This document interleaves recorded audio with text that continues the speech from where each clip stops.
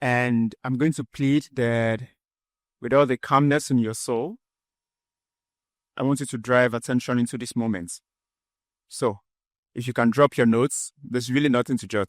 We just need to talk. Yeah? Can we do that? So, I come to you today as Akinosho Samson Ayomide. And I was born in Abeokuta. Yeah. My town is Kobakpe, here in Abeokuta, not too far off. So I come to you in the original version of myself, as far away as possible as what life has tried to form me to be. And I'm going to start by sharing the story of my dad. I found out that most of the deep lessons and everything that I've had to learn didn't happen in public. It happened in the quiet, unnoticeable moments, the obscurity of life in that way. But they are the biggest moments that you eventually recall that will make significant impact in your life. The things that will eventually form you and shape you are not the things you're loud about. They're the ones that you remember 10, 15 years from now and say that I saw this somewhere. I noticed this somewhere. So it is in the moment of effectiveness that you remember the lessons of the past and whisk it together. My dad, late Mr. Adewale Akinosho, was fondly called Adewale Omojeje by his siblings. Yeah, and that's because for the longest time we thought he was a quiet person. My dad could be here and you wouldn't hear anything. So we all thought that being quiet means not saying anything. But my dad wasn't quiet, he was pressed. They're two different things. He was pressed by the weight of the responsibility that he had to shoulder as a man, as defined by society.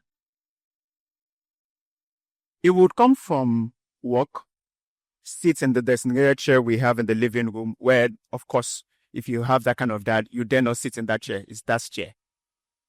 He would sit there, relax his head, look into the ceiling for the longest time. Yeah, and then once in a while, he will come back and let out a deep sigh. So I thought that, was probably sleeping or something. Yeah, but he did that really often. And the only times he would jolt back into reality is when you call his name or just pass by him, he will come back into reality. You see what I said about those little moments that don't really mean anything until you start living them yourself. So I became an adult. Yeah. Would sit by the edge of my bed, drift off, looking into the ceiling, and coming back down with a deep sigh. And I said I learned this from somewhere. It's the way my dad learned to deal with life. I started dealing that way too. Away from that. Then I'll tell you the story of Ikimo. I don't want to forget that name. Her name is Ikimo. I met her in my grandpa's house when she was 14, a vibrant young lady. She had these very unmissable tribal marks, really cute. So the only thing that took the most attention on her face was the tribal marks. You could tell from a distance. That was Ikimo. And then when I met her, she had so much energy. She wanted to prove that she has so much energy with the work that she would do. She lived with her aunt because she had been dropped by her mom to live with her aunt. And Ikimo sometimes would be at the balcony of the house we lived in Onepan, Lagos, looking into the express, if you know Onepan very well. And I would go near and say, Ikimo, are you okay? And then she would come back into reality and say, Brother Samson, I'm fine. Yeah, she would stretch my name in an annoying way and just to piss me off. So she doesn't call me Samson, she went Brother Samson kind of thing. And that moment stayed with me. Remember, the quiet moments. Then I saw Ikimo about 5 years later after I left Grandpa's house.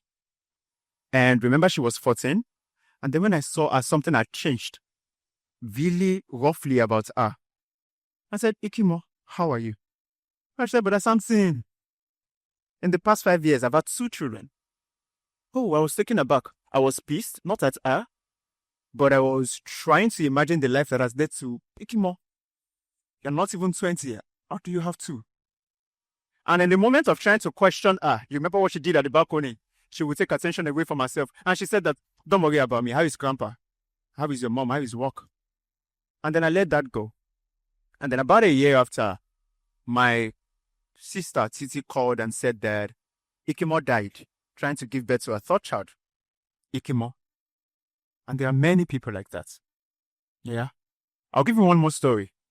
Recently, I was privileged to visit the detention, police detention, as we have it in Nigeria here. That was deeply sponsored by one of my friends. And I do not blame him for it. It was just a misunderstanding of the moment, but it was a crucial moment for me. In the cell of the police unit, something interesting happened. Away from the thought of how did I get here, what did I do? I saw names inscribed on the wall of the cell. Yeah. Then you will see something like Emeka was here. Festus was here. Andrew was here. And I became curious. So I asked one of the policemen. I said that, why are they etching their names on the wall? Because it must have been very painful. You won't have an idea until you see the concrete of a police cell. It's thick. So how did they etch their name on the wall in that way? And what's the brain and ideology behind taking some trophy for visiting the cell? So I became curious, and the man said that some people just find it fancy to etch their name on the wall. How? What could have happened? I'm tying all this together to say that we are more connected in our pain, betrayal, and the hurts that we've gone through than what we present on the surface. You see, on the surface, we are good. We can wear the same clothes, wear the same cologne, shake hands, embrace each other. Yeah? But you see what ties us together really deeply and really solidly is the pain that we've all had to go through. Somewhere here, there's an Ikimo. Somewhere here, there's my dad. That you would go through life and look into the ceiling and come back with a deep sigh. Somewhere there's someone who has gone through life but has learned to mask by taking accolades for the pain that you could pen to. Are we still together? There are a lot of things like that. In drawing my conclusion, I say that in realizing your own humanity, taking a deep self-introspection of the way you've learned to do things, to deal with life, to go through things, in all of that, in recognizing that humanity, first off, you learn to hold grace for yourself. Because in seeing my own greed, I understood the person that had a red eye for not having anything to eat. In going through the loss of somebody that I truly deeply loved from secondary school and hearing that she died, I understood in my line of work that this is what loss means to somebody, even if it doesn't make sense to you. In also loving the one who still lives, that is fondly called Tutu by her mom, I've had to deal with everything life has taken from me to say that because I went through this, I can see this other person in pain. Now, I'm drawing you to your humanity so that you can see a reflection of yourself in the other person. You know what is popular? Taking a stand of different ideologies. I'm Christian, I'm Muslim. I'm pro this, I'm pro this. Ideologies, that's separation on the surface. But like he rightly said, I think it was he who said it, that you see the seed does not abide alone, it won't grow. That you see the connectedness that we share in pain, in sorrow, in confusion. Because it's easy to us sit here and talk about initiative and projects, and those things are good. But beyond all of that, we all go home and the colors of your room has not changed. You have to still deal with what you left behind. Yeah, in that pain, in that betrayal, in that thing that you can't discuss here. Because it's rare for me to come here and tell you that I've not paid my house rent. You are looking at the therapist that has problem and say, is this person I want to trust with my own? Yeah, but I go back to the reality of my own life. And it's from that point that I can look at somebody else and say, this person is going through life. You see what we've not done here today? Is that let's join our hands across. Just join your hands. In feeling the connectedness of each other in that way. That I'm connected to this person one way or the other. Yeah, we don't even have to know each other. I just understand that this person is human enough to have silent struggles that they can't talk about. I understand that, beyond the fine curves, look at him, I was envying him a lot. But when I look at people, I'm trained to look beyond what I see on the surface and look beyond and say, what is going on with this man? You know what is interesting? The story I shared recently. I have people trying to renovate my apartment. And my apartment is really beautiful. And so one of the electricians, you can leave yourself now, is looking weird. One of the electricians said that I need to see something in the roof. So it was the first time I was climbing the roof of my apartment. don't forget, my apartment is really beautiful. And then I went into the ceiling. And then I said, Oga, you see this wire and this, we need to change it. But I wasn't listening to him. You know what I was listening to? I was looking at the roof. Oh, that place is messy and dirty. The collection of wires and woods and pipes running into each other. And I looked into the ceiling and I looked at my apartment. The disparity, nothing like that. They don't look the same. Then I look into the ceiling and look into my apartment. They are different. Yeah. And then I came down and said that we post aesthetics a lot. We come here and we are all good. Yeah. But there's the roof of everybody that is messy. Pipes running into each other. Events that we've gone through. Pain and betrayal and us like never before. Do you understand? So what you learn to do is not to judge someone by the beauty of the room that you see.